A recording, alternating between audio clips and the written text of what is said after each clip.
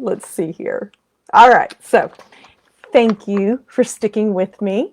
And today I wanted to accomplish two things. I wanted to talk about primary and how the voting is going to occur, because the more of us that understand the process, it's going to help us to spread that process to make sure that our voter turnout is not depressed because of the mail-in voting. And so I am going to just really quickly go through what I know so far about the primary voting. And I will probably share kind of a document a little bit later and try to simplify it, because some of the things that I've seen has been quite complicated. So first thing, you can still register to vote in the primary, and the deadline for that is May the 26th at 4 p.m. So if you are not registered to vote, or if there's someone in your family that you know is not registered to vote, they still have until May the 26th. Now, once they are registered, this is how our mail-in voting, absentee voting is going to work in Kentucky. The first thing that's going to happen is the State Board of Elections are going to mail out postcards to all registered voters, and that postcard is going to explain the new voting process.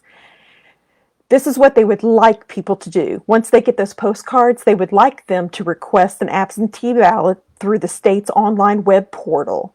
And that will, again, help us to be able to vote from home during this COVID-19 crisis. So they're going to have a web portal, and the deadline to request your absentee ballot is going to be June the 15th. So they're hoping to get that web portal opened up by the end of May, and it gives people 15 days to request their absentee ballot. Now, once you get that absentee ballot in the mail, then you have two options. You can return your ballot by mail, or you can hand deliver it. If you want to return it by mail, one awesome thing is that the ballot will already have postage. So you won't have to worry about the postage. It's prepaid, and you can just mark your ballot and drop it in the mail. All of the ballots to be counted have to be postmarked by June the 23rd. If you don't want to drop it in the mail, some people would rather hand deliver it. You're going to be able to hand deliver it to your county clerk's office. They're going to have secure drop-off boxes, and you have to make sure that you drop that off in person by June the 23rd at 6 p.m. So those are your two options. That's what we're hoping that a lot of Kentuckians will do, is request those absentee ballots and either return them through the mail or drop them off by hand. Now, not everybody, the Secretary of State, Adams, said that, he wants to make sure that everyone votes and nobody is disenfranchised in this election. And so there is also in-person voting allowed, and some people feel safer doing that. So option 2 is in-person absentee voting, and that will be by appointment with your county clerk, and it will start on June 8th, and it will continue till June to the 22nd. Now, every county clerk is probably going to have some different schedules, and we don't have that yet for our district. But if you'd rather come in and vote with absentee in person, you'll just make an appointment. And then finally, the last option is election day voting in person. They are going to reduce the number of poll locations, so it won't be your normal polling site most likely. And the appointments are encouraged. They would like that, but they're not mandatory. As long as someone shows up on June 23rd between 6 a.m. 6 p.m., they have the proper identification, they're going to be able to vote. So those are your three options. And again, the more we understand it, we'll be able to help other voters to understand that. Now, when will we know the election results? They are actually, because they're going to get so much by mail, they'll start tallying the ballots as they begin coming in after June the 8th. But they won't release any results until June 23rd. After 6 p.m., they can have some preliminary results. However, they are still going to be able to receive ballots up to June 27th, as long as they're postmarked by June 23rd. So they'll still be able to get those in the mail. And then the final results are going to be announced on June the 30th. So we won't know the exact results until June 30th. So that is how the election is going to work for the primary. And so that was my first objective, was just to kind of get that information out there. And my second objective is just kind of talk about where our campaign is and what we need together to accomplish to make it to the primary. first, I want to say thank you to everyone who has supported me through donations to my campaign, through just word of mouth, to their friends, through social media, or just in conversations. I feel like we're in a really good place. I feel that our message has grown, and that a lot of people are aware of my campaign and what I'm running for. I wanted to talk a little bit about. Well, let me grab my notes first. A little bit rattled today. Okay, so I wanted to talk about what we have done so far. Very proud because I've had so many supporters, so many in my inner circle that's helped me out. But of course, we've established our Facebook page. We've established our website. We have a way for people to, through Action Network, to make donations online. And then we have had a pretty large order that was printed before everything shut down for COVID-19. But with the money that we have used, and the teacher and me made a little chart that's behind me. I'm going to hit that up there a little bit. I don't think you guys can see it, but it's going to help me. We had total raised $1,300. And I know that doesn't sound like a lot, but the teacher and me, and I was very thrifty, we were able to do a whole lot with the $1,300. With the $1,300, we were able to print off 1,000 walk cards. Let me get this there we go. 1,000 walk cards that we were going to use for door-to-door canvassing. And of course, COVID-19 caused all of that to shut down. We only were able to go out one day and knock door to door. We hit about 50 homes, and then that was it. So we are now stuck with 950 of these walking papers, these very nice walking papers. Other things that we use these for, our schedule was packed, and we were literally 4 and 5 nights a week going out and attending meetings and speaking. And so I had some business cards made up. And so I had 500 business cards that I was going to use in my speaking engagements. We also had ordered 50 yard signs, and on those yard signs, 40 have been placed all through the district. We have 10 more left, so if you are still a person that wants a yard sign, just hit a comment on here, and I'll be happy if you give me your address to personally deliver that. And then also we had just searched for something for our canvassing volunteers to wear, the cheapest thing we could, and we had printed up. Let me get on the camera. There we go. These little lapel just stickers, and we had 200 of those. And so in addition to that, and Vote Builder, which was a big purchase, $500, these were all the things that we used with our $1,300. So we were really proud about that. Really felt like that we had used our money wisely. So then COVID-19 hit, and no more door-to-door canvassing, no more even literature drops where we could just drop things off. And so we have had to switch gears. And so I have set some goals of things that I really feel like that we need to do just to make sure our message is out there before the voters start voting. And the time frame is actually really condensed now because people are going to be able to start asking for those ballots. And so they're going to start voting in June. So we really just have these last couple weeks in May before a large majority of people are going to start mailing in their ballots. And so again, I'm going to just read here. This is kind of my notes. I had 4 things that I really were my priorities of things that I feel like we need to do. The first one was WMMG, our local radio station. They actually approached me and asked if I was going to do a graduation message for our graduates, because my opponent was doing a message already, and Nancy Tate was also doing a message. And so I was wanting, of course, I don't want that imbalance of the message getting out there, and I don't want I don't want us to not be represented. So I decided to kind of go middle ground. They were going to have their messages three times a day for 11 days. And so I committed to 3 times a day, a 30-second spot for just 5 days, the 5 days leading up to graduation. So the cost for that was going to be $225. So that's the first thing I really feel like I need to do.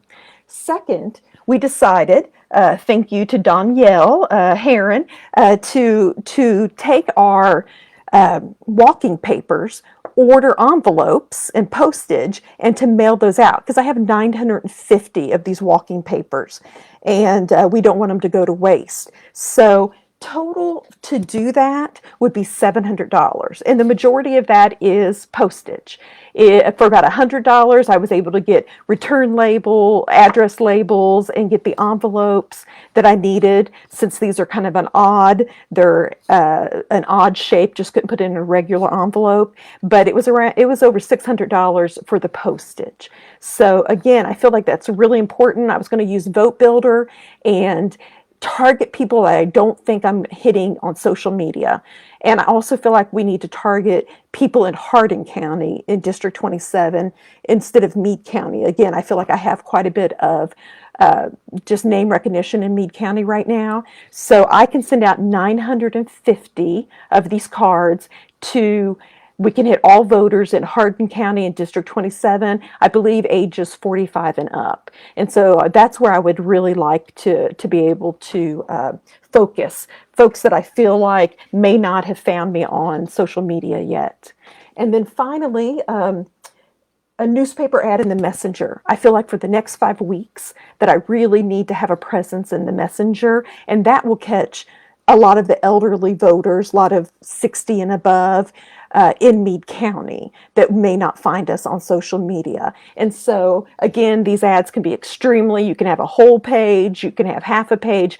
I just needed something that would stand out. I wanted to be as economical as possible. So I looked at a 4-column by 4-inch ad, and that if I ran that for 5 weeks, the total would be $350. And then finally, again, these are in order of priority. I would love to have some big banners. I was hoping to get 5 big campaign banners to be able to put out in the community. I was hoping maybe 2 in Meade County, 2 in the Radcliffe area, and 1 in West Point.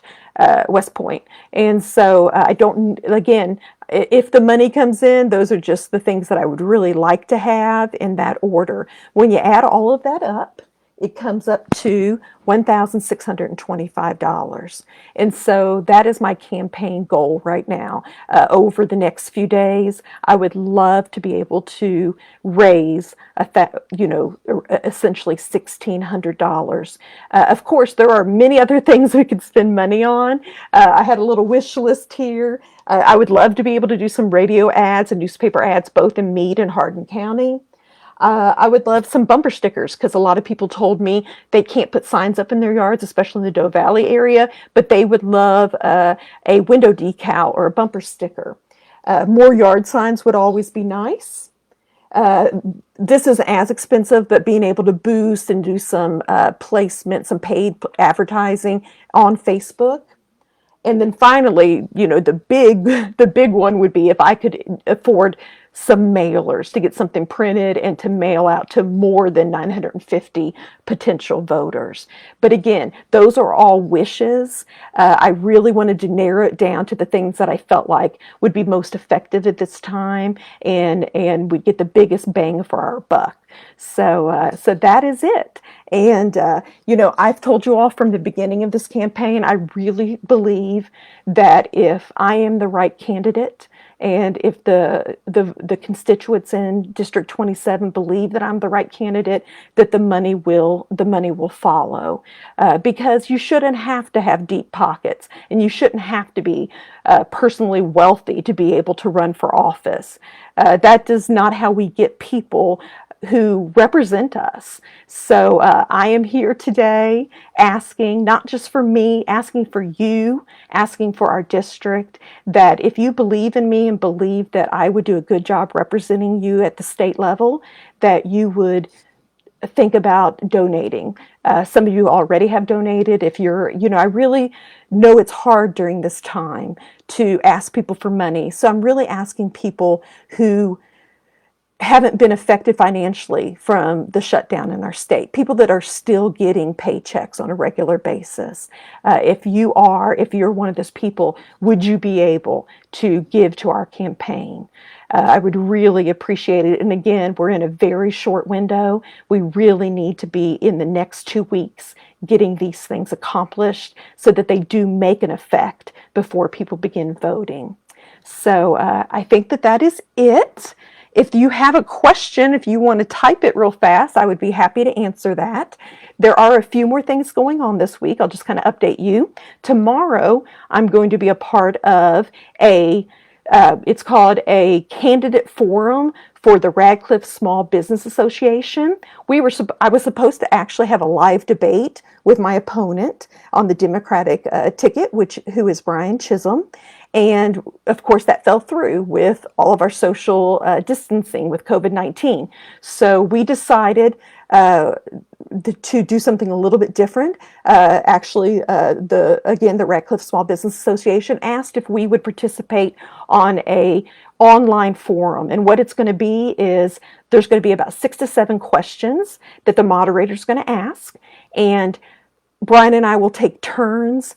He'll go first once, I'll go first once, answering those exact 6 to 7 questions that have been submitted. There won't really be any rebuttals, but again, we'll both get a chance to go first and alternate that. So I'm really excited about that. That's going to happen tomorrow at 3:30. It's going to be recorded, and then it will be released on social media. And so be looking for that. Again, that's the Radcliffe Small Business Association. So that's happening on Tuesday. And then starting this Thursday, I'm going to start from this Thursday until the primary having my Straight Talk with Stacy, where people can come in live, and we're going to spend an hour asking any questions that you would like to get to know me better, why I'm running to run, what are my stance on important issues, and just going to have a chance, again, since we can't get out there in person, have a chance for me to just be able to talk with voters. So I'm really excited about that also.